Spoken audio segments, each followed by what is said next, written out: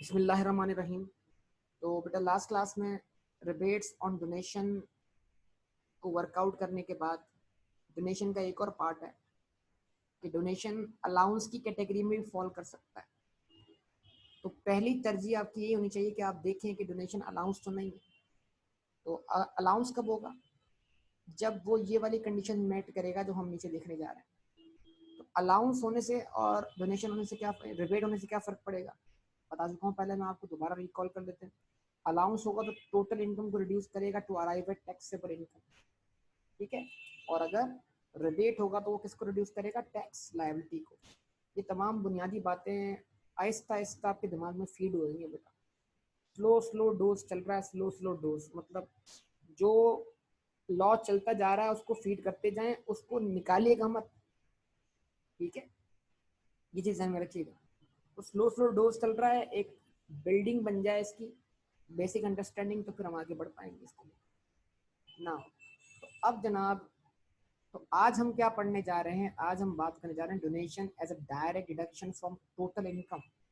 یعنی یہ وہ ڈونیشن ہے جس کو ہم الاؤنس بول رہے تھے, جو الاؤنس والی کیٹیگری میں فال کرتا ہے.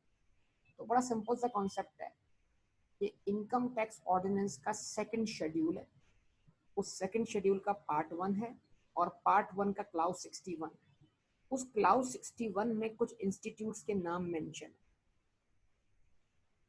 جن انسٹیٹیوٹ کے نام کلاؤز 61 میں مینشن ہیں ان کو اگر آپ ڈونیشن دیں گے تو وہ ڈونیشن جو ہے وہ الاؤنس والی کیٹیگری میں فال کر جائے. کلیئر بیٹا؟ تو اب اس کے لیے آپ کو کنڈیشنز میٹ نہیں کرنی, بس خالی نام چیک کرنا.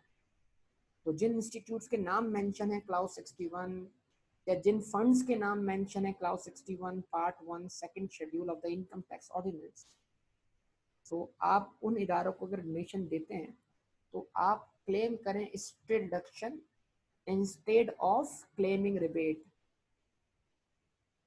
ٹھیک ہے. Point number 1. پوائنٹ نمبر 2, ان اداروں کو ڈونیشن دیتے وقت کیش فارم میں بینکنگ چینل والی کنڈیشن بھی اپلائی نہیں ہوگی. بینکنگ چینل والی کنڈیشن بھی اپلائی نہیں ہوگی. مطلب اگر آپ ان انسٹیٹیوٹس کو جن کے نام کلاؤز 61 پارٹ 1 سیکنڈ شیڈیول میں مینشن ہے, اگر آپ ان کو ڈونیشن دیتے ہیں اور کیش فارم میں دیتے ہیں تب بھی چل جائے گا. یعنی بینکنگ چینل والی کنڈیشن یہاں پر اپلیکیبل نہیں ہے. ان تمام باتوں کو ذہن میں رکھیے گا. تو اب وہ کون سے انسٹیٹیوٹس ہیں وہ تو ہم پڑھتے ہیں, لیکن ہم اسٹارٹ سے ذرا دیکھتے ہیں کیا ہمیں ڈاکیومنٹ پڑھنے کو مل رہا ہے. Donations to certain institutions specified in clause 61 part 1 second schedule are state deduction from income of donor instead of calculating rebate at average rate of tax.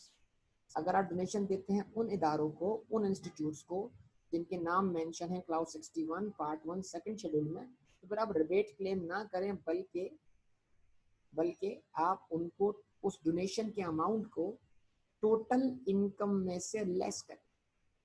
لیکن جب آپ اس کو ٹوٹل انکم میں سے لیس کریں تو یاد رکھیے گا, خیال رکھیے گا, یہ اماؤنٹ آپ کی ٹیکسیبل انکم کے 30% سے زیادہ نہیں ہونا چاہیے. اس کا مطلب یہ ہے کہ جو اماؤنٹ آپ اپنی ٹوٹل انکم میں سے لیس کریں گے وہ زیادہ میں زیادہ آپ کی ٹیکسیبل انکم کا 30% ہوگا. تو اگر ڈونیشن آپ کی ٹیکسیبل انکم کے 30% سے زیادہ ہے اماؤنٹ آف ڈونیشن, تو پھر آپ اس کیس میں اپنی ٹیکسیبل انکم کے 30% سے زیادہ اماؤنٹ کلیم نہیں کر سکتے. یہ 30% والی لمٹ جو ہے یہ ریبیٹ میں بھی ہے اور یہ 30% والی لمٹ جو ہے وہ الاؤنس میں بھی ہے. اس کا مطلب کیا ہے؟ زیادہ میں زیادہ ریڈکشن جو ہوگی وہ ٹیکسیبل انکم کے 30% سے کے برابر ہوگی, اس سے ابو نہیں ہوگی. یہ چیز ذہن میں رکھیے گا. اچھا جناب, اس کے بعد کمپنی کے لیے لمٹ کتنی ہے؟ 20% ہے. انڈیویجول اور ایوپی اگر ڈونیشن دیتے ہیں تو یہ لمٹ کتنی ہے؟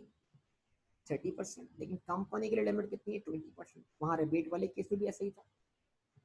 اچھا جی, اب آ جاتے ہیں under the set کلاؤز 61 condition of payment through banking channel is not applicable. یہاں بینکنگ چینل والی کنڈیشن بھی اپلیکیبل نہیں ہوتی, ریبیٹ میں اپلیکیبل ہوگی. اب مینلی آ جاتے ہیں ان پوائنٹس پر کہ بھائی ان انسٹیٹیوٹس کے نام کیا ہیں جن کو اگر ہم ڈونیشن دیتے ہیں under class 61 part 1 second schedule, تو وہ انسٹیٹیوٹس کون سے ہیں؟ Few institutions mentioned in this clause are any sports board recognized by federal government for promoting sports. تو سر یہ بات تو کچھ پیچھے پڑی پڑی لگ رہی ہے. یاد رکھیے گا پیچھے نان پروفٹ آرگنائزیشن تھی جو کہ اپروو بائی ٹیکس اتھارٹیز تھی, جو پروموشن آف اسپورٹس پہ کام کر رہی تھی. وہ کلب ہو سکتا ہے کوئی, لیکن بورڈ, اسپورٹس بورڈ کا مطلب کیا ہے؟ پی سی بی. اس بورڈ کا مطلب کیا ہے؟ اسپورٹس بورڈ کا مطلب کیا ہے؟ Pakistan hockey federation. Sports board کا مطلب کیا ہے؟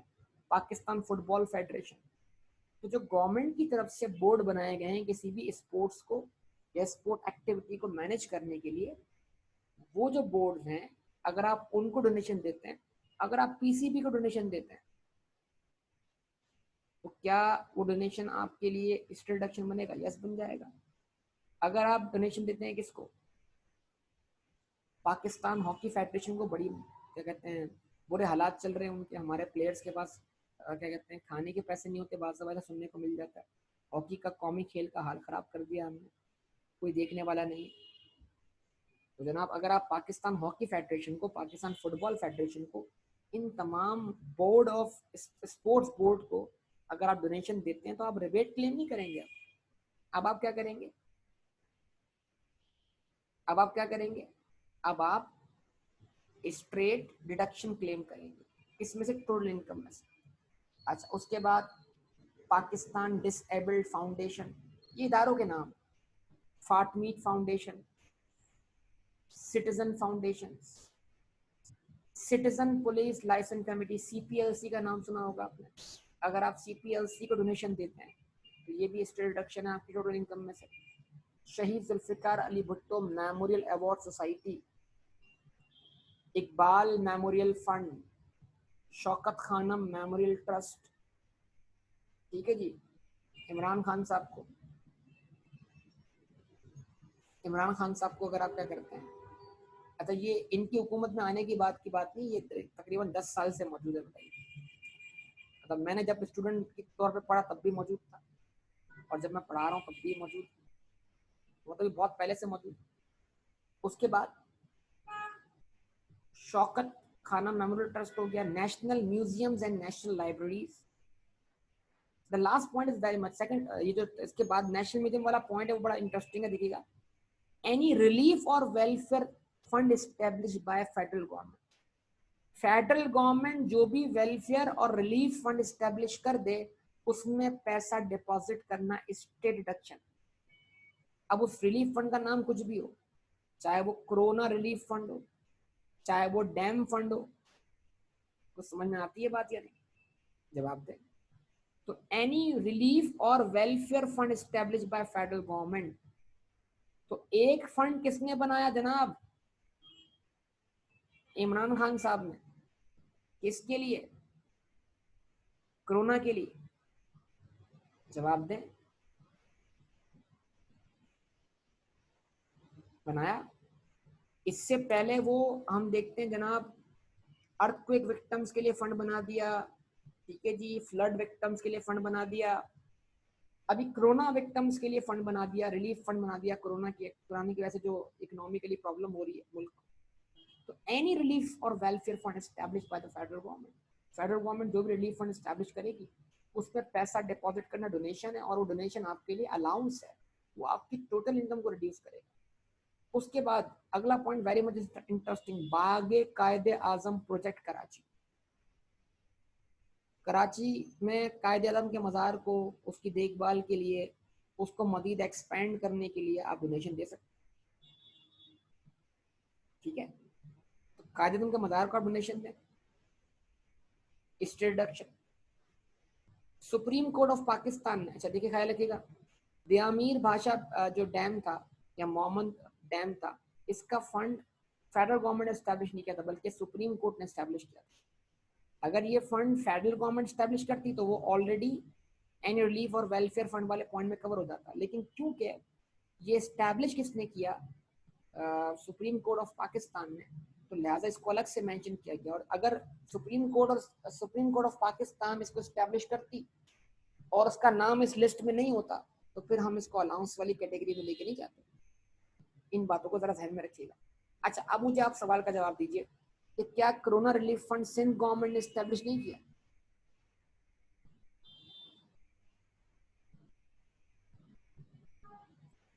کیا corona relief fund Sindh government نے اسٹیبلش نہیں کیا؟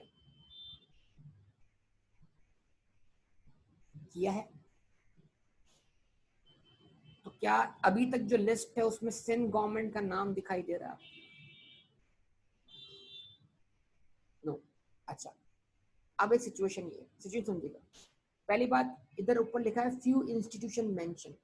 تو ایک تو بات یہ ہے کہ جناب یہ جو لسٹ ہے یہ پوری نہیں. اب آپ کو ایک ٹاسک دے رہا ہوں.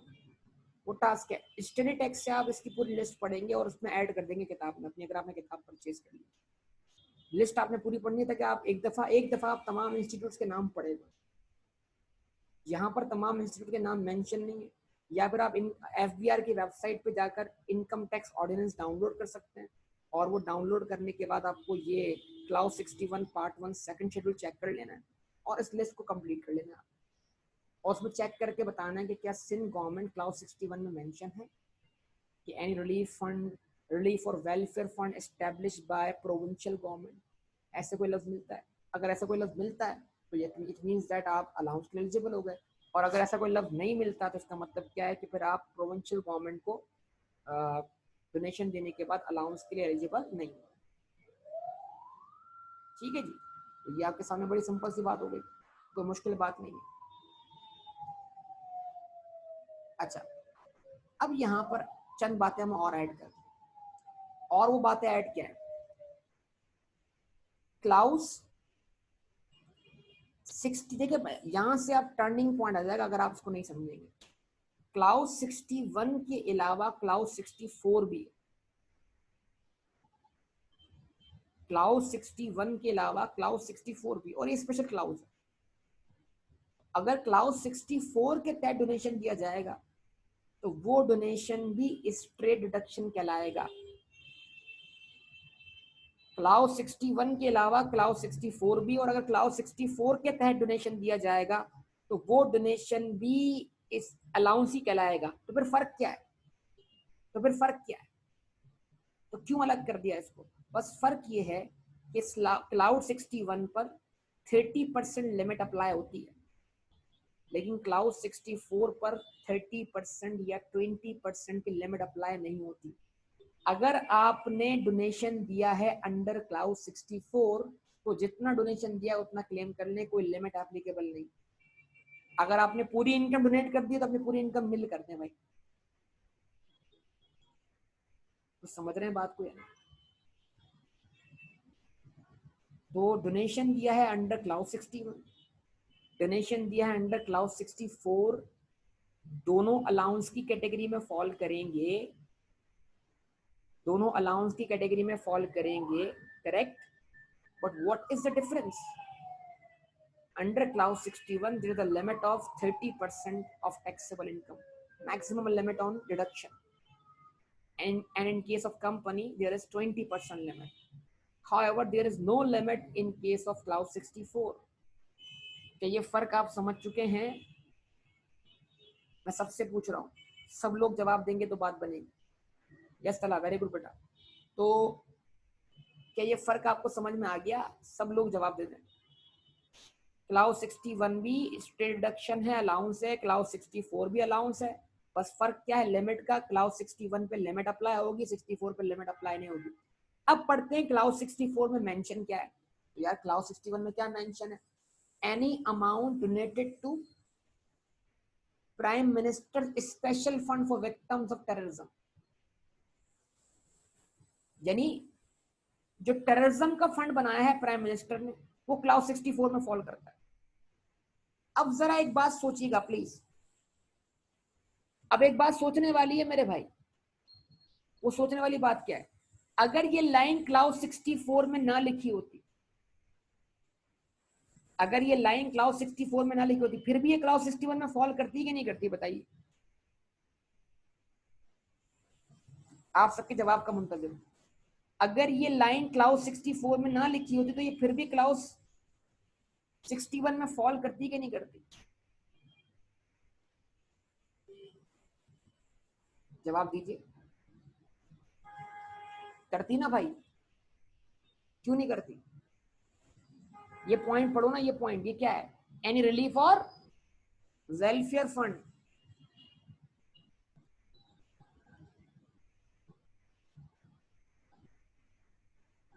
تو فیڈرل گورنمنٹ, اب سنیے گا, فیڈرل گورنمنٹ کوئی بھی ریلیف اور ویلفیئر فنڈ اسٹیبلش کرے وہ کلاؤز 61 میں فال کرے گا, لیکن اگر اس کو کلاؤز 64 میں لانا ہے تو اس کو الگ سے مینشن کرنا پڑے گا, ادروائز وہ آٹومیٹک کلاؤز 61 میں فال کر جائے گا.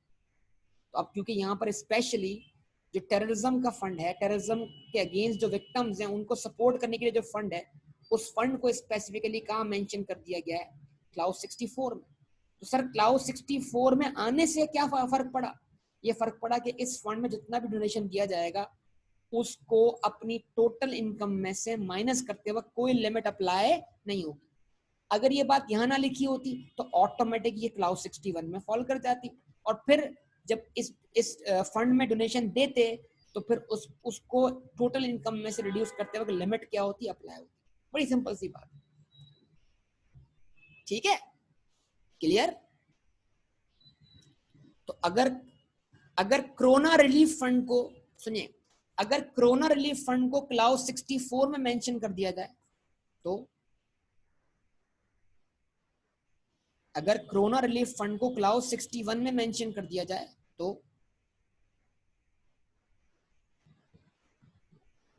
تو اس کا ڈونیشن پہ اماؤنٹ ڈیڈکٹ کرتے وقت کوئی لمٹ اپلائی نہیں ہوگی.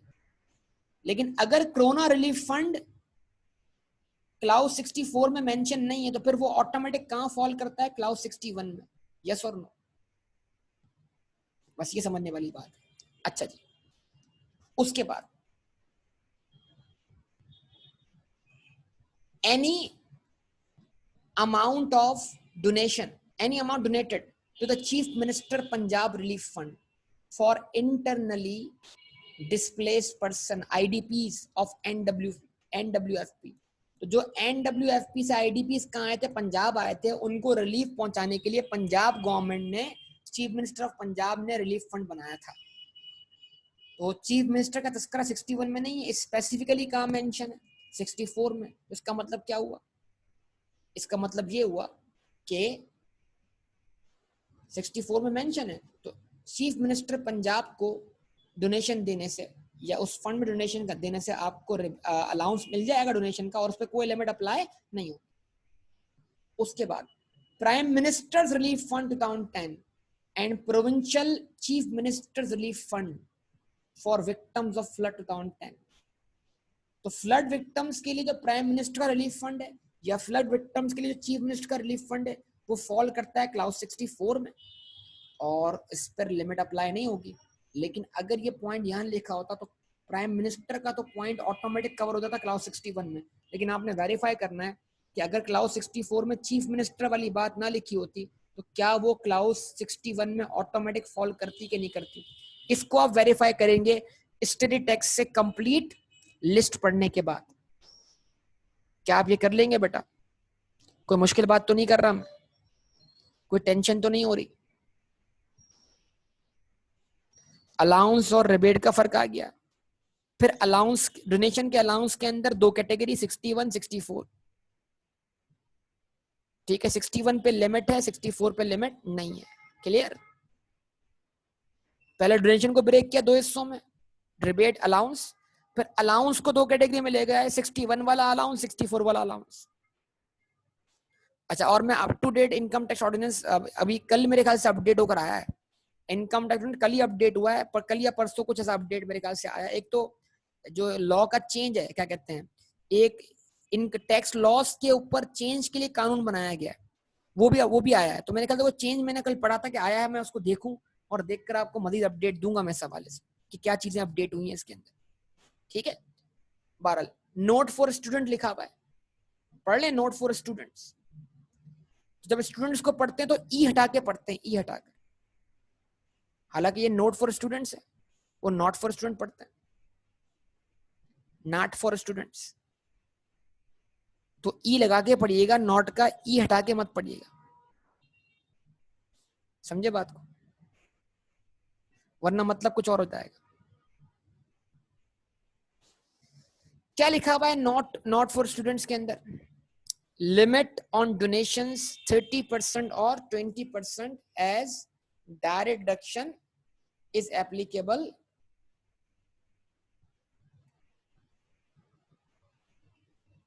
is applicable for donations to the institution specified in clause 61 part 1 second schedule, but no limits is there in case of direct reduction of donation specified in other clauses of part 1 and part 1 second schedule such as mentioned in para b above. ٹھیک ہے جی, تو آسان بات ہے یار, وہی 61 کے تحت لمٹس آئی ہوئی ہیں, 64 کے تحت لمٹس نہیں آئی. ٹھیک ہے, یہ بات ہم نے پہلے ہی بول دیا. اچھا جی, اب ایک سب سے بڑا پرابلم آتا ہے.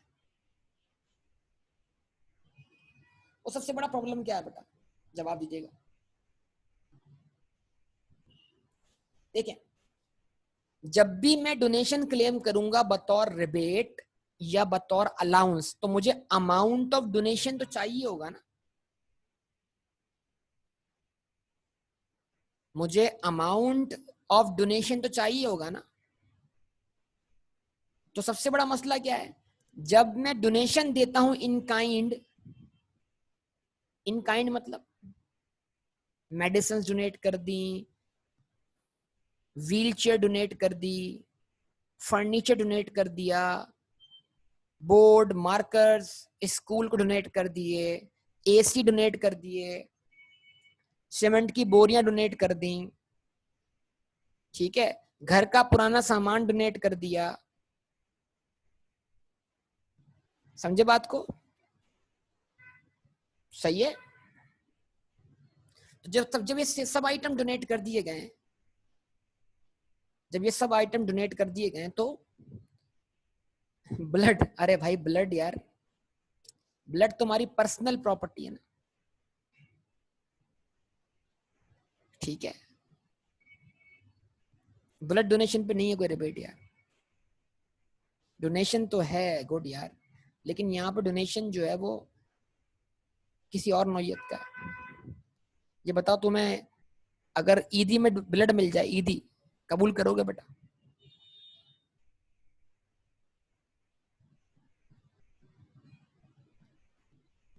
کیش ملے قبول کر لو گے, بائک ملے قبول کر لو گے, موبائل فون ملے قبول کر لو گے, لیکن ابا بولیں لو ایک کام کرو, ایک بوتل خون لے لو مجھ سے عیدی کے طور پر,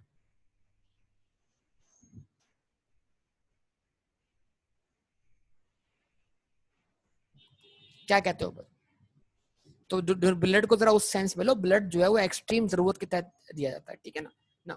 اچھا اب, اچھا عیدی سے یاد ہے, عیدی یار اوپر جو لسٹ تھی, جو اوپر لسٹ ہم پڑھ کر آئے, اس لسٹ میں عیدی کا نام نہیں تھا یار.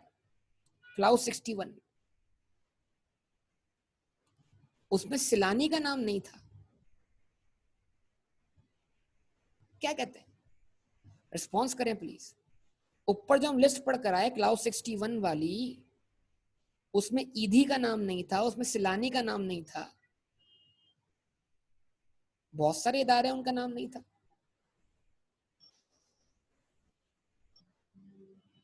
کیا کہتے ہیں بتائیے, سب لوگوں سے بات کر رہا ہوں. اب ٹھہر کے ذرا میری بات سنیے گا. اگر عیدی کا نام, اگر سیلانی کا نام کلاؤز 61 میں نہیں ہے, اور میں عیدی اور سیلانی کو ڈونیشن دیتا ہوں, تو پھر ایک بات تو یہ ہے کہ عیدی اور سیلانی کو ڈونیشن دینا الاؤنس والی کیٹیگری میں فال نہیں کرے گا. کہاں فال کرے گا؟ ریبیٹ میں. تو ریبیٹ والی کیٹیگری میں انسٹیٹیوٹ کا نان پروفٹ ہونا ضروری ہے, اپروو بائی ٹیکس اتھارٹیز ہونا ضروری ہے, اور میرا donation cash through banking channel بھی ہونا کیا ہے, ضروری ہے. تو اگر یہ ساری کنڈیشن میٹ کریں گی تو پھر میں وہ ریبیٹ کلیم کر پاؤں گا, ادروائز نہیں کر پاؤں گا. تو آپ یہ بھی چیک کیجئے گا گھر پہ بیٹھ کے شری ٹیکس میں کہ کیا ایدھی اور سیلانی کا نام مینشن ہے کلاؤز 61 میں. تو اگر ایدھی اور سیلانی کلاؤز 61 میں کور نہیں ہوتے تو پھر بیٹا وہ کہاں آ جائیں گے؟ وہ ریبیٹ والی کیٹیگری میں آ جائیں گے، جس کے لیے آپ کو کچھ اور کنڈیشن بھی پوری کرنی پڑیں گی. یس اور نو؟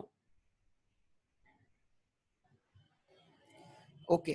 تو اب ہم واپس آتے ہیں ڈونیشن. تو وہی بات ہے، جب ہم ڈونیشن دیتے ہیں تو ڈونیشن میں جب بھی ہم ڈونیشن کا ریبیٹ کلیم کریں گے یا ہم ڈونیشن کا الاؤنس کلیم کریں گے، اس میں ہم ویلیو کریں گے اماؤنٹ آف ڈونیشن. تو یہ ڈونیشن تو اماؤنٹ میں کرنا پڑے گا نا آپ کو، کہ بھائی میں نے ₹1,00,000 کا فرنیچر ڈونیٹ کیا، میں نے گاڑی ڈونیٹ کی، تو اس کی مالیت کیا ہے؟ تو کتنی مالیت کا ڈونیشن دیا ہے اس کی ویلویشن ضروری ہے. تو اب یہاں پر ہمارے پاس یہ انکم ٹیکس رولز سے ہم نے یہ پوائنٹ اٹھائے اور یہ پوائنٹ یہاں جمع کر دیے گئے. یہ کتاب آپ میرے خیال سے لے لیں، یہ ہمارے استاد سر خالد پیٹی والا صاحب، ان کی یہ بہترین قسم کی کاوش ہے. انہوں نے لاء کو اس طرح ارینج کر دیا ہے کہ زندگی لوگوں کی آسان کر دی ہے پڑھنے کے لیے. اس ترتیب سے اس آرڈر میں لاء آپ کو پڑھنا آسان ہو گیا، ورنہ چیزیں کہاں کی کہاں پڑھی ہوئی. ٹھیک ہے جی، بالکل. سر کے پی بھی یوٹیوب پر ہیں بیٹا، آپ ان کے لیکچرز دیکھ سکتے ہیں. خالد پیٹی والا صاحب، ان کا بھی چینل ہے یوٹیوب پر، آپ چاہیں تو ان کے لیکچر کو ریفر کر سکتے ہیں بیٹا. ٹھیک ہے. اچھا جی، تو بات یہاں پر کیا ہوئی؟ بات یہاں پر یہ ہوئی کہ ڈونیشن کو ویلیو کیسے کریں گے. کتاب کہاں سے ملے گی؟ شیخ لائبریری سے پوچھ لیں آپ. شیخ لائبریری 8 نمبر کے اندر، جو یونٹ نمبر 8 میں، ان کے پاس ہوتی ہے کتاب یہ والی. نہیں بھی ہوگی تو منگوا دیں گے آپ کو. میرے خیال سے مارکیٹس تقریباً کھلنا شروع ہو گئی، اب دن میں کھلتی ہیں مارکیٹس. بازار اور مارکیٹس اوور آل کپڑے کی دکانیں بھی شاید آہستہ آہستہ کھلنا شروع ہو گئی ہیں. سننے میں ایسا آ رہا ہے، میں تو نہیں نکلا ہوں باہر زیادہ، لیکن سننے میں آ رہا ہے ایسا کہ ہو گیا ہے، آہستہ آہستہ چیزیں کھل رہی. اوکے نا. تو اب ہم جو پڑھ رہے ہیں وہ کیا ہے؟ Value of donation in kind. ٹھیک ہے. ڈونیشن ان کائنڈ کیا ہے بیٹا؟ Value.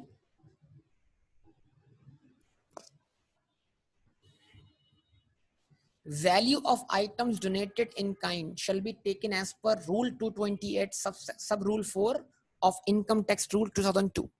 Summary of which is as under. تو دیکھیے، کیا آپ موجودہ سینیریو میں دیکھیے گا،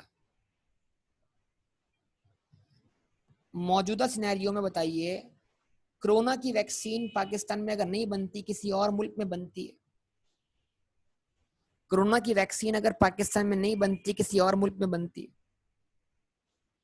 اور آپ اس کو ڈونیٹ کرنا چاہتے ہیں، تو کیا کرنا پڑے گا آپ کو؟ اس ویکسین کو کیا کرنا پڑے گا؟ ارے خریدنا تو پڑے گا. پاکستان سے باہر سے کیا کرتے ہیں؟ باہر سے خریدنے کو کیا بولتے ہیں بیٹا؟ امپورٹ بولتے ہیں. تو اس کا مطلب یہ ہے کہ آپ امپورٹڈ آئٹم ڈونیٹ کرنے جا رہے ہیں. کیا ہم باہر سے آئٹم امپورٹ کر کے ڈونیٹ کر سکتے ہیں؟ کر سکتے ہیں، بالکل. اچھا جی، کراچی جناح ہاسپٹل کے اندر ایک مشین انسٹال ہوئی ہوئی ہے جو کینسر کا علاج کرتی ہے. کراچی جناح ہاسپٹل میں ایک مشین انسٹال ہوئی جو کینسر کا علاج کرتی ہے. نائف کر کے اس کا کچھ نام ہے، نائف. اب وہ کون سی نائف، ایسا کچھ نام ہے اس کا، نائف یعنی چھری کی طرح اس کا نام رکھا گیا ہے. اور وہ بہت کم پائی جاتی ہے مشین، مطلب وہ obviously پاکستان میں تو نہیں ہے، وہ obviously کسی نے باہر سے امپورٹ کی ہے اور امپورٹ کر کے یہاں لگوائی ہے جناح ہاسپٹل میں. وہاں پہ لوگوں کا فری علاج ہو رہا ہے کینسر کا. کیا کہتے ہیں آپ اس بارے میں؟ تو اگر کوئی شخص باہر سے کوئی آئٹم امپورٹ کرتا ہے تو فرض کریں وہ جو نائف مشین ہے، وہ مشین کسی اور ہاسپٹل میں ہم cyber knife, very good, cyber knife correct نیم. سائبر نائف مشین جو ہے ہم وہ کسی اور ہاسپٹل میں کراچی میں لگوانا چاہ رہے ہیں، گورنمنٹ ہاسپٹل میں، اور ہم اس گورنمنٹ ہاسپٹل کو سائبر نائف ڈونیٹ کرنا چاہ رہے ہیں. ٹھیک ہے جی. تو باہر سے یہ مشین امپورٹ ہو رہی ہے. یہ مشین امپورٹ ہو رہی ہے فار ایگزامپل 1 کروڑ روپے کی. CIF ویلیو اس کی کاسٹ انشورنس فریڈ جو ہے وہ 1 کروڑ روپے ہے. تو 1 کروڑ روپے کے تو یہ مشین کہاں پہنچ گئی بیٹا؟ پورٹ پہ پہنچ گئی, پورٹ پر. اب کیا کرنا پڑے گا؟ اس کو پورٹ سے کلیئر کروانا پڑے گا نا, یس اور نو؟ اس کو پورٹ سے کلیئر کروانا پڑے گا, ٹھیک ہے. تو یہاں لکھ دیا بیٹا. اب اس کو میں آپ کے سامنے رکھ رہا ہوں. یہ لکھا میں نے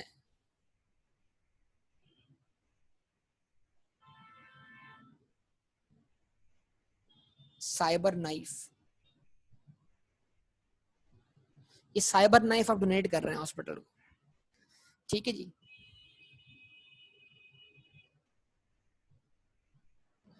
purchase cost 10 million for example. ویسے وہ اس سے بھی مہنگی مشین ہے, ٹھیک ہے جی. Value ڈٹرمائنڈ by custom authority.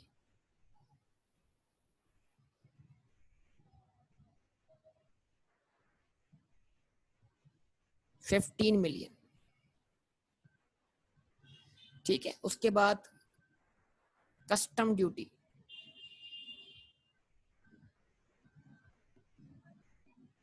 10%.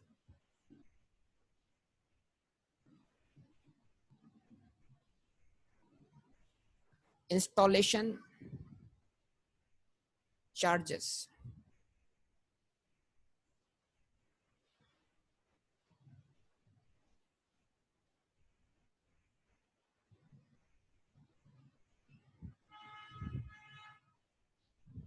5 million,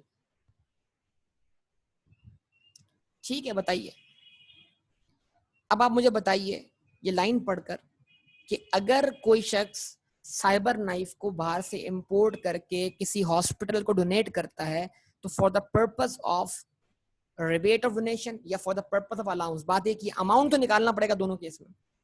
amount of donation کیا ہوگا؟ Imported items value for the purpose of custom duty along with all duties and charges paid by the donor. کیا آپ مجھے یہ لائن پڑھ کر ڈونیشن کا ویلیو نکال کے دے سکتے ہیں؟ What is the amount of donation? کوئی جلدی کریں بیٹا, ٹائم کم ہے, پلیز جلدی سے. کیا مجھے آپ اماؤنٹ آف ڈونیشن نکال کے دے سکتے ہو؟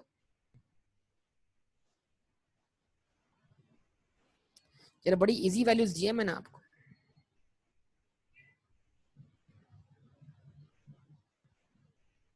کوئک,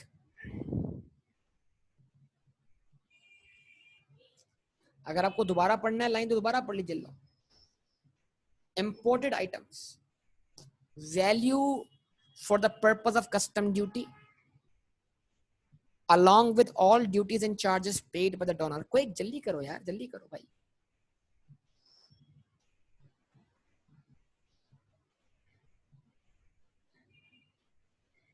ہاں جی بولو.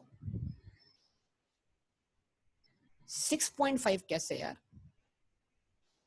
10 ملین تو 16.5 بول رہے. ہاں جی. What is the value of donation please quick. یہ لائن جیسے لکھی ہے ویسے پڑھو.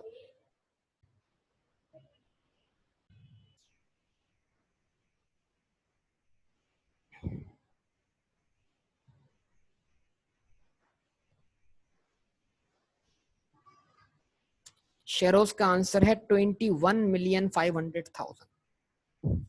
باقی لوگ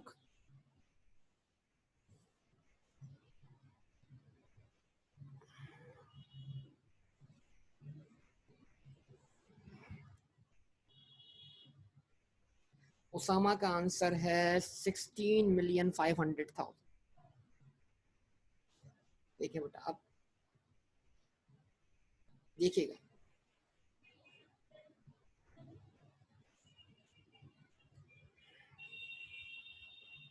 ویلیو آف ڈونیشن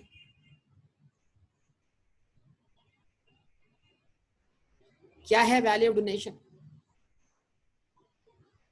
کیا؟ مجھے ڈونیشن کی ویلیو لیتے وقت جتنے کا میں نے پرچیز کیا وہ ویلیو پک کرنی ہے یا مجھے کسٹم اتھارٹی والی ویلیو پک کرنی ہے؟ لا کیا کہہ رہا ہے؟ یاد رکھیے گا میں پراپرٹی پلانٹ اکوپمنٹ کی کاسٹ نہیں نکال رہا کہ جتنے سے مجھے کیپٹلائز کرنا ہے. میں یہ نہیں نکال رہا کہ مجھے کتنے سے کیپٹلائز کرنا ہے. میں اکاؤنٹنگ نہیں کر رہا ہوں, میں ٹیکس پڑھ رہا ہوں, اور ٹیکس میں مجھے ویلیو ڈونیشن نکالنی ہے. تو مجھے پرچیز کاسٹ رکھنی ہے یا مجھے کسٹم اتھارٹی کی جو ویلیو وہ رکھنی ہے؟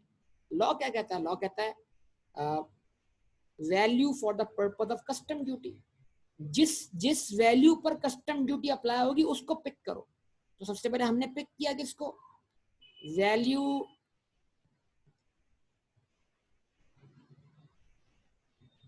For the purpose of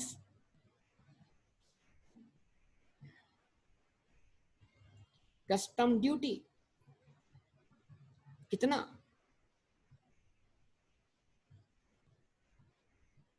15 million. Add what? Custom duty. Custom duty اس کا ہی 10% ہے. کسٹم ڈیوٹی اسی کا 10% ہے. اور وہ کتنا ہے؟ 15 ملین کا 10%. 15 ملین کا 10%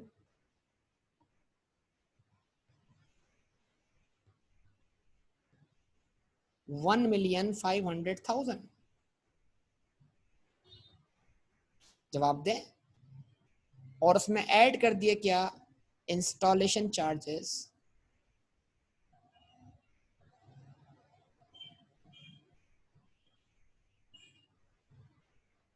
کتنے بیٹا؟ 5 ملین. تو آنسر کیا بنا؟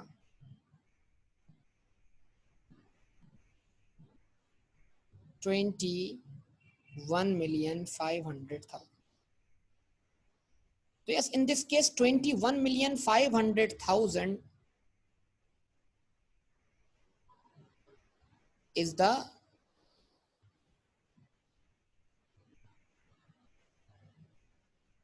value of donation. جن لوگوں نے 21.5 آنسر نکالا وہ کریکٹ ہے.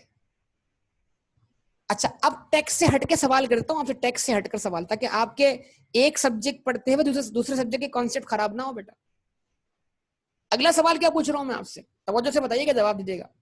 اگر یہ ہاسپٹل ڈائریکٹ خود امپورٹ کرتا تو وہ اسے بطور پراپرٹی پلانٹ اکوپمنٹ کتنے سے کیپٹلائز کرتا؟ یہ تو ڈونیشن کی ویلیو جو ڈونیٹ کر رہا ہے اس کے لیے. یہ تو لا پڑھ رہے ہیں ہم. لا سے ہٹ کر ذرا بات کرتے ہیں. اگر یہ ہاسپٹل, تو اگر یہ دو بندے کریں گے مل کے تو ظاہر ہے جتنا ان کا اس میں شیئر ہوگا اتنا وہ 50-50 شیئر ہے تو آدھا کر دیں اس کو بیٹا. سمپل سی بات, 50-50 کر دیں. دونوں کلیم کر لیں گے ریبیٹ, ظاہر سی بات. آدھا اس نے شیئر کیا, آدھا اس نے شیئر کیا. ہاں جی, کیا بول رہا ہوں میں یہ بول رہا ہوں کہ اگر یہ ہاسپٹل نے خود امپورٹ کیا ہوتا بطور پراپرٹی پلانٹ اکوپمنٹ تو آئی 16 کے حساب سے ہاسپٹل اس کو کتنے پہ کیپٹلائز کرتا؟ جب اس کی اکاؤنٹنگ ہوتی تو اکاؤنٹنگ کتنے پر ہوتی؟ ابھی تو ہم آئی 16 پڑھ کے آ چکے ہیں. کسٹم ڈیوٹی تو ٹیکسز میں ایڈ نہیں ہوتا بیٹا, کیا ایڈ ہوتا ہے؟ چلیں دیکھتے ہیں. یہ بھی آپ کو سمجھا دوں, یہ الگ بات ہے, ٹیکس سے ہٹ کے بات ہے, اس بات کا ٹیکس سے کوئی تعلق نہیں ہے.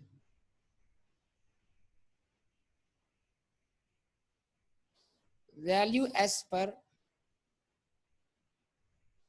آئی 16.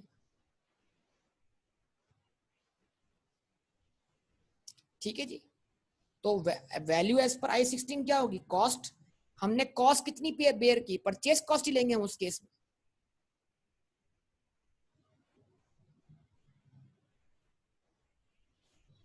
اور پرچیز کاسٹ کتنی ہے؟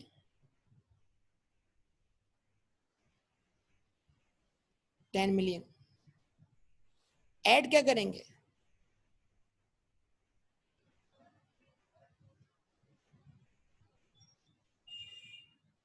Custom duty. تو کسٹم ڈیوٹی تو ہم اتنی لیں گے جتنی ہم پے کر آئے. اور کسٹم والوں نے ہم سے کسٹم ڈیوٹی کس پہ لی ہے؟ 15 اس پہ لی ہے, کیا کہتے ہیں 50 ملین پہ لی ہے. 50 ملین کا 10% کیا بنے گا؟ 1 ملین.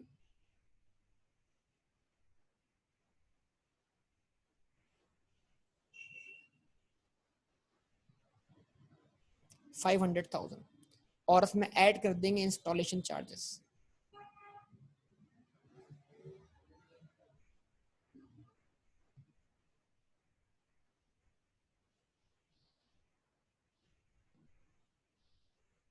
کتنے بیٹا انسٹالیشن چارجز؟ 5 ملین.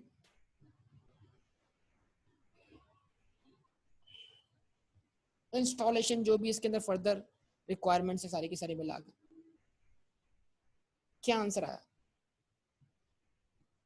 کیا آنسر آیا؟ 16 ملین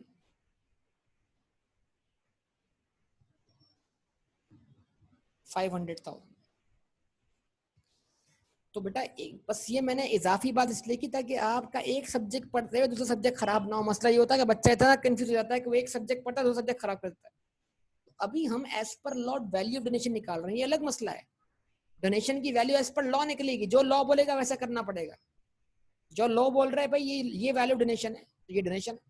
ہاں اگر میں اکاؤنٹنگ کر رہا ہوں ہاسپٹل کی اور میں ہاسپٹل کے لیے پرچیز کر رہا ہوں سب کچھ, تو پھر میں اس کی اکاؤنٹنگ کروں گا ایز پر یہ 16 بطور پراپرٹی پلانٹ اکوپمنٹ. تو میں نے آپ کے سامنے دو باتیں اس لیے رکھی تھا کہ آپ کے دو کانسیپٹ آپس میں ٹکرا نہ جائیں. تو ابھی ہم ٹیکس پڑھ رہے ہیں اور ٹیکس کے حساب سے ہمیں ویلیو آف ڈونیشن نکالنی ہے ایز پر ٹیکس لا. امید کرتا ہوں بات کلیئر ہوئی ہوگی. تو بتائیے اس کیس میں اماؤنٹ آف ڈونیشن ہوگا 21,500,000 even in case of rebate and even in case of allowance.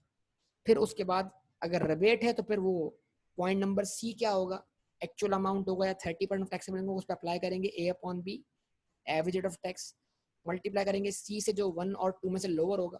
یہ ساری باتیں کل کی کلاس میں ہوئی تھی.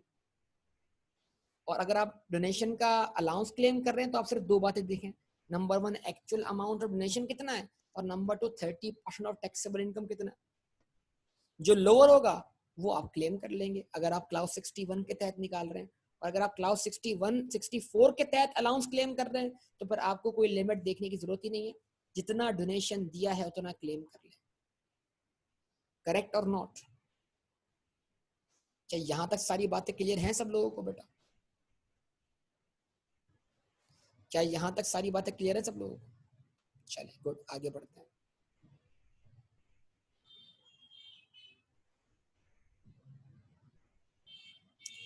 آئٹمس مینوفیکچرڈ ان پاکستان, تو بڑی آسان سی بات ہوگی. جو آئٹم کہاں مینوفیکچر ہوئے ہیں بیٹا؟ پاکستان میں ہوئے ہیں. تو پھر کیا کرنا ہے ان کا؟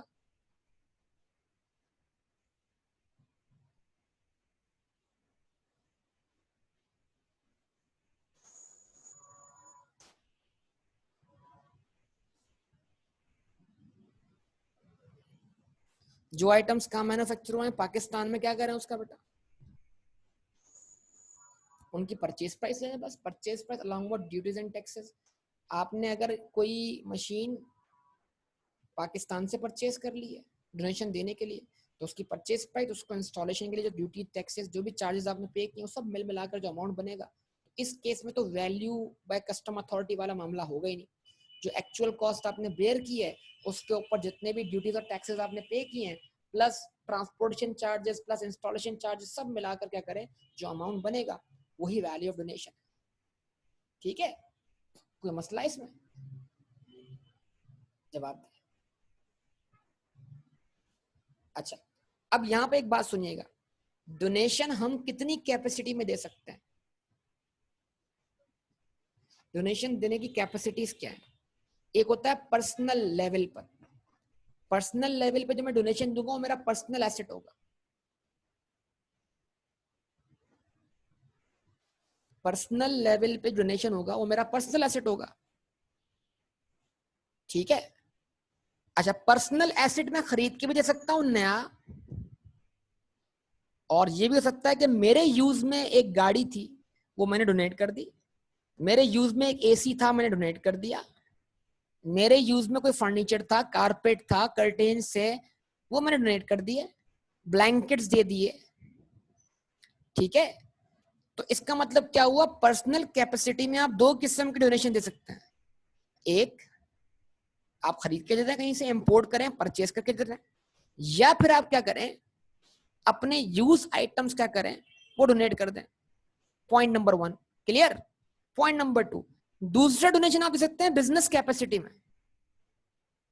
بتائیے اپنے بزنس کے نام سے بزنس کو ایک طرح سے پروموٹ کرنے کے لیے.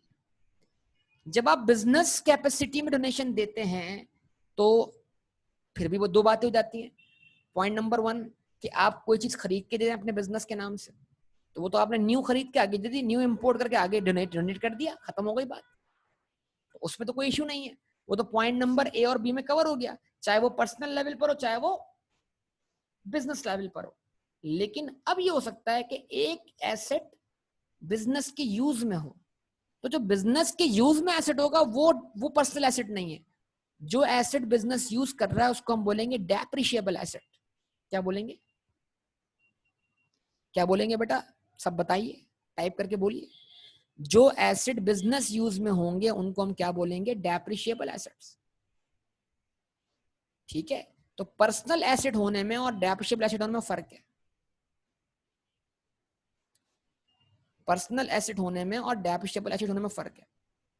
ڈیپریشیبل ایسٹ وہ ہوتا ہے جس پہ بزنس ڈیپریسیشن کلیم کرتا ہے, اور جو ایسٹ ڈیپریشیٹ ہوتا ہے اس کی کیا ہوتی ہے, WDV ہوتی ہے.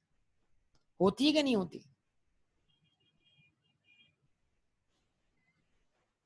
جواب دیجئے. بالکل ہوتی ہے, بہترین بات. تو جب ایسٹ کی WDV, اب ہوتا یہ ہے کہ جناب اکاؤنٹنگ میں آپ نے ایسٹ کو ڈیپریشیٹ کرنا بھی سیکھا, اس کی WDV نکالنا بھی سیکھی. وہ جو WDV اب اکاؤنٹنگ کے حساب سے نکال رہے تھے اس کو ہم بولتے ہیں اکاؤنٹنگ WDV. ٹیکس جو ہے وہ اکاؤنٹنگ میں چارج ہونے والی ڈیپریسیشن کو نہیں مانتا. تو چیپٹر نمبر 12 ہوگا ہمارا اسی کتاب کا, اور اس میں ہم ٹیکس پوائنٹ آف ویو سے ڈیپریشن چارج کرنا سیکھیں گے. تو پھر اس کا مطلب کیا, اگر ٹیکس لا کے مطابق الگ قسم کی ڈیپریشن ورک آؤٹ کی جاتی ہے تو پھر ان ایسٹس کی جو WDV ہے وہ ٹیکس کے حساب سے الگ بھی ہوگی, اور اس WDV کو ہم کیا بولیں گے, tax WDV. So it means there are two types of WDVs in case of taxation. One is called accounting WDV, جس کو ٹیکس نہیں مانتا, اور one is called tax WDV, اس کو ٹیکس مانتا ہے. ٹیکس پرپس کے لیے جو بھی گینز یا لاسز نکالے جائیں گے, ٹیکس پرپس کے لیے جو بھی گینز یا لاسز نکالے جائیں گے, ان گینز یا لاسز کو ورک آؤٹ کرنے کے لیے اکاؤنٹنگ WDV استعمال نہیں ہوگی, ان گینز یا لاسز کو ورک آؤٹ کرنے کے لیے ٹیکس WDV استعمال ہوگی. ٹھیک ہے, تو اگر آپ کوئی ایسٹ ڈونیٹ کر رہے ہیں, کون سا ایسٹ, جو آپ کے بزنس یوز میں تھا, بزنس کا فرنیچر ڈونیٹ کر رہے ہیں, آپ کے پاس ایک کمپیوٹر ہے اور آپ کی پالیسی اب آپ ٹیکنالوجی اپ گریڈ ہونے کے بعد ہر 3-4 سال بعد کمپیوٹر ریپلیس کر دیتے ہیں اپنے آرگنائزیشن کے, اور آپ نے سوچا اس بار یہ کمپیوٹر ہم ڈونیٹ کرتے ہیں کسی بھی اسکول کو جس کو کمپیوٹر کی ضرورت ہو, جو بچوں کو تعلیم دے رہے ہوں, اور وہ اسکول نان پروفٹ آرگنائزیشن ہے. تو آپ نے اپنے بزنس میں یوز ہونے والے کمپیوٹرز کیا کر دیے, ڈونیٹ کر دیے. کس کو ڈونیٹ کر دیے, نان پروفٹ ایجوکیشن انسٹیٹیوٹ کو, اپروو بائی ٹیکس اتھارٹیز. کیا آپ ریبیٹ کے لیے ایلیجیبل ہو گئے؟ ہو گئے, بالکل ہو گئے. جواب دیں.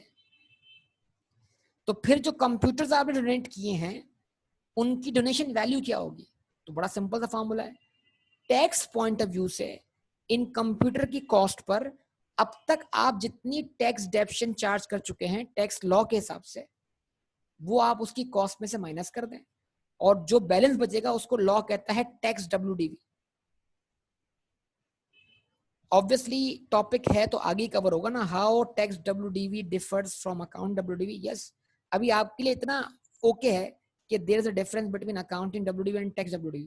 how it differs from accounting, there is a chapter number 12, تو وقت پہ آئے گا وہ, آپ جا کے چیپٹر نمبر 12 دیکھ لیں اس کتاب کا اگر کتاب ہے تو, ادروائز تھوڑا صبر کر لیں. ٹھیک ہے نا, تو ابھی اتنا انف کہ دیر از اے ڈفرنس. ٹھیک ہے, تو ریمبر دیٹ کہ آپ کو ڈونیشن کی ویلیو کس کو ماننا ہے, ڈونیشن کی ویلیو کس کو ماننا ہے,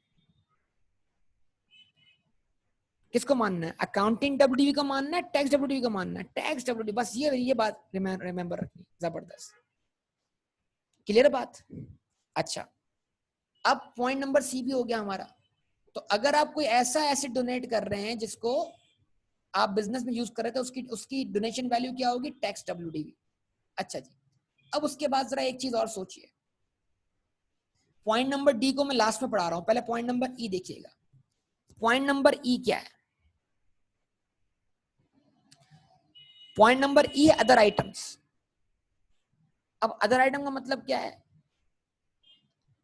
کہ وہ ڈونیشنز جو آپ نے کون سی کیپیسٹی میں دی ہیں؟ پرسنل کیپیسٹی میں. اور وہ ایسٹ جو آپ کے پرسنل یوز میں تھے وہ آپ نے ڈونیٹ کر دیا. آپ نے اپنی پرسنل گاڑی ڈونیٹ کر دی, آپ نے اپنا پرسنل موبائل فون ڈونیٹ کر دیا, آپ نے اپنا پرسنل فرنیچر ڈونیٹ کر دیا, آپ نے گھر کا کارپیٹ, کرٹینز, بلینکٹس, ٹھیک ہے, گھر میں یوز ہونے والے برتن, اس طرح کے آئٹم کیا کر دیے؟ ڈونیٹ کر دیے. تو جب آپ ادر آئٹمس کی بات کرتے ہیں تو ادر آئٹم کا مطلب کیا ہے؟ وہ چیزیں جو آپ کے پرسنل یوز میں تھیں اب آپ کیا کر رہے ہیں؟ ان کو ڈونیٹ کر رہے ہیں. تو پھر اس کیس میں ڈونیشن ویلیو کیا ہوگی؟ تو کہتا کیا ہے, جب آپ پرسنل آئٹم ڈونیٹ کرتے ہیں تو اس کیس میں ڈونیشن ویلیو کیا ہوگی؟ مارکیٹ ویلیو ہوگی. اور وہ مارکیٹ ویلیو طے کون کرے گا؟ کمشنر صاحب خود طے کریں گے. ٹھیک ہے, تو کمشنر صاحب بتائیں گے آپ کو انکم ٹیکس کی کہ بھائی ان کی مارکیٹ ویلیو کیا ہوگی. بہرحال تو لکھا ہوا کیا ہے؟ Fair market value as determined by the commissioner. The common example in this category is used personal assets. تو یوزڈ بزنس ایسٹس اور یوزڈ پرسنل ایسٹس میں کیا کریں؟ برائے مہربانی فرق کر.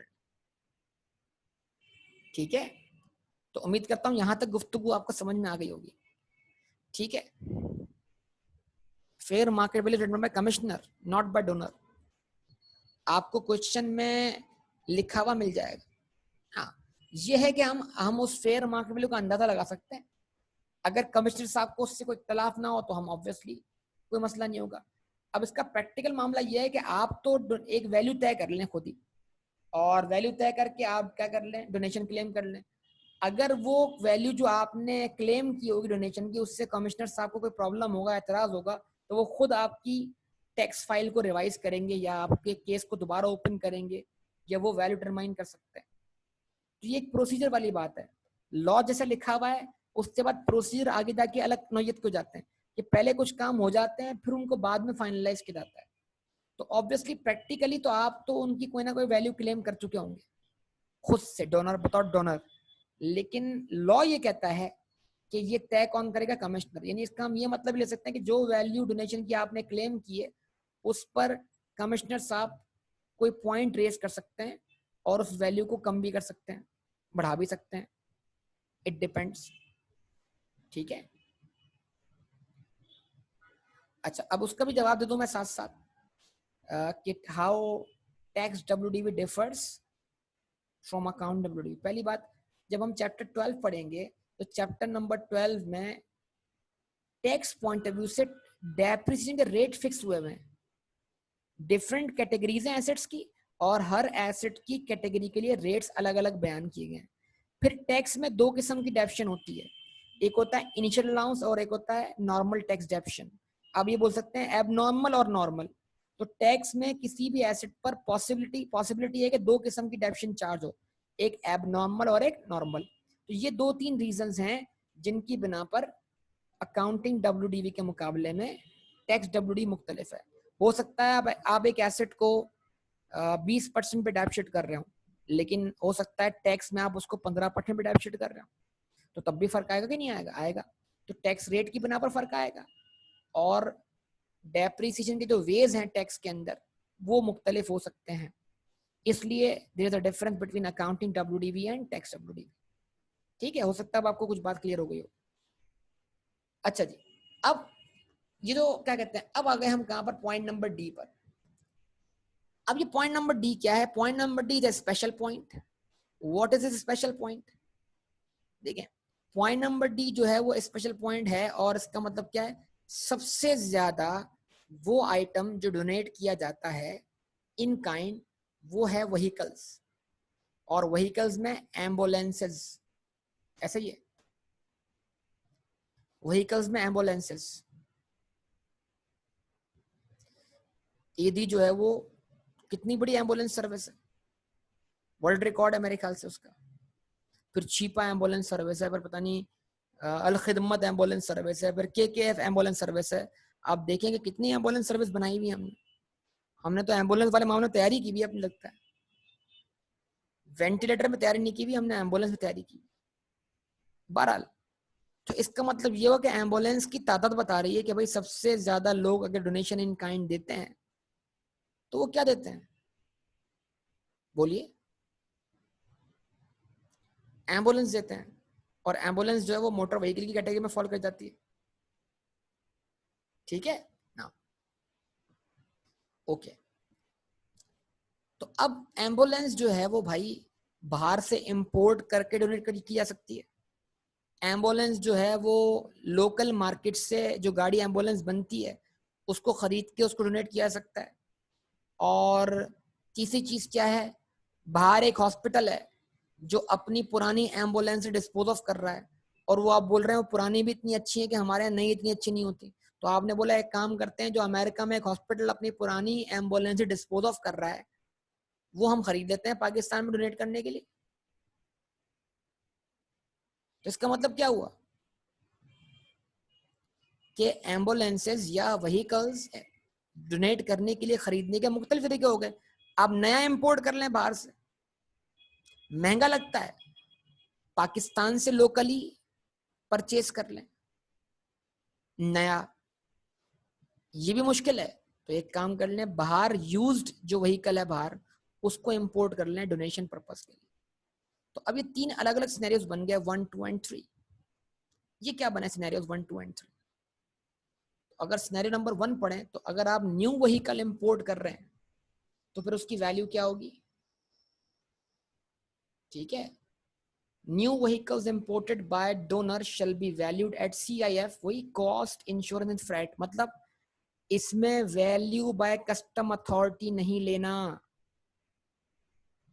ٹھیک ہے جی, CIF ویلیو لینا ہے, plus all duties and charges till their registration. تو وہیکل کی جو اوریجنل کاسٹ ہے وہ پلس ڈیوٹیز اینڈ ٹیکسز اور سارے چارجز یہاں تک کہ وہیکل کی کیا ہو جائے, رجسٹریشن ہو جائے. کیا یہ بات سمجھ میں آتی ہے آپ کو بیٹا؟ بڑی سمپل سی بات ہے. میں اس پہ ایک ورکنگ کر دوں گا آپ کے کہنے پر, لیکن اگر آپ کو ابھی ریڈ کر کے بات سمجھ میں آتی ہے تو بہت اچھی بات ہے, لیکن میں اس کی ایگزامپل ضرور کرواؤں گا, ایک سینیریو کرواؤں گا اس کا. میں آپ کو دیکھتے ہیں اس میں بات کو کتنے لوگوں کو سمجھ میں آئی. کلیئر بیٹا یہ والی بات یا نہیں کلیئر؟ جلدی بولیے, سب لوگوں سے پوچھ رہا ہوں بھائی. اگر ہم ایک باہر سے وہیکل امپورٹ کرتے ہیں 10 لاکھ کا, کسٹم والے بولتے ہیں 20 لاکھ کا ہے, ڈیوٹی اس پر 10% ہے, تو ذرا بتائیے آپ 10 لاکھ لیں گے یا 20 لاکھ لیں گے اس کیس میں؟ یا کسٹم والی ویلیو لینے کے لیے بولا گیا ہے یا CIF ویلیو لینے کے لیے بولا گیا ہے؟ تو 10 لاکھ روپے آپ کی پرچیز کاسٹ ہے, CIF ویلیو ہے, اور 20 لاکھ روپے کسٹم اتھارٹی کی ڈیٹرمائنڈ ویلیو ہے. کون سی ویلیو لیں گے, 10 لاکھ یا 20 لاکھ ڈونیشن پرپس کے لیے؟ جلدی بتائیے. 10 لاکھ, گڈ. اس کے بعد کسٹم ڈیوٹی کتنی ہے, 10%. وہ کس پہ لگائیں گے, 10 لاکھ پر, 20 لاکھ پر؟ وہ 20 لاکھ پہ, کیونکہ کسٹم والے تو اپنے حساب سے لیں گے نا ڈیوٹی بیٹا. Very good. 20 لاکھ کا 10% کتنا ہوا بیٹا, 2 لاکھ روپے.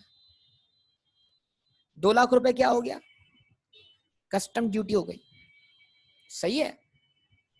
کتنا اماؤنٹ ہو گیا, 12 لاکھ روپے ہو گیا. اچھا, اور رجسٹریشن اور باقی ساری فارمیلٹیز پوری کرنے کے بعد سمجھ لیں وہ گاڑی آپ کو پڑ گئی 15 لاکھ روپے کی فار ایگزامپل. تو ویلیو آف ڈونیشن کیا ہوئی, 15 لاکھ روپے. کریکٹ. اچھا جی. اس کے بعد آپ پاکستان سے ایک نئی گاڑی خریدتے ہیں 12 لاکھ روپے کی, صحیح ہے, اور اس پر آپ رجسٹریشن اور فردر چارجز پے کرتے ہیں 12 لاکھ, اور فرض کر لیں 1 لاکھ روپے آپ رجسٹریشن اور فردر چارجز پے کرتے ہیں, تو 12 لاکھ پلس 1 لاکھ 13 لاکھ. تو اس کیس میں وہ ڈونیشن کی ویلیو کتنی ہوگی, 13 لاکھ روپے ہو گئی. صحیح ہے بیٹا؟ یہ دونوں باتیں سمجھ میں آتی ہیں آپ لوگوں کو؟ اس پہ پریکٹیکل سینیریو میں کروانے جا رہا ہوں, ٹھیک ہے, لیکن وہ آج نہیں, میں کل کرواؤں گا کیونکہ ٹائم ابھی اینڈ ہونے جا رہا ہے. اس کے بعد number 3rd point, used vehicles imported by the donor shall be valued at the import price adopted by custom authorities. अगर आप बाहर से यूज व्हीकल इंपोर्ट करें तो फिर आप उसकी परचेज कॉस्ट नहीं लेंगे, बल्कि आप कौन सी वैल्यू लेंगे, वही value adopted by custom authorities plus all charges and duties till their registration. ठीक है, जवाब दें. फर्ज करें अगर आप बाहर से, इसको भी क्विक जरा रिकॉल वर्बली इसकी एग्जांपल ले लें. फर्ज करें आपने एक यूज्ड व्हीकल बाहर से इंपोर्ट किया है 5 लाख का, तो उसकी कॉस्ट क्या हुई, परचेस कॉस्ट कितनी हुई, 5 लाख रुपए. कस्टम वाले बोलते हैं नहीं ये तो है 8 लाख का. तो अब बताइए आप डोनेशन पर्पस के लिए 5 लाख लेंगे या 8 लाख लेंगे? 8, इस केस में 8 लाख. यूज्ड इंपोर्टेड व्हीकल में 8 लाख. हाँ अच्छा, इस 8 लाख ले लिया आपने, इस पर आपने 10% ड्यूटी पे की,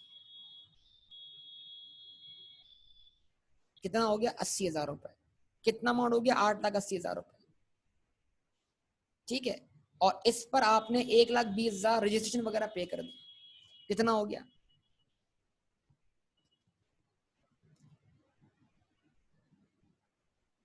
1,20,000. 1 लाख नहीं, 1,20,000. कितना हो गया पूरा, 10 लाख, 1 मिलियन.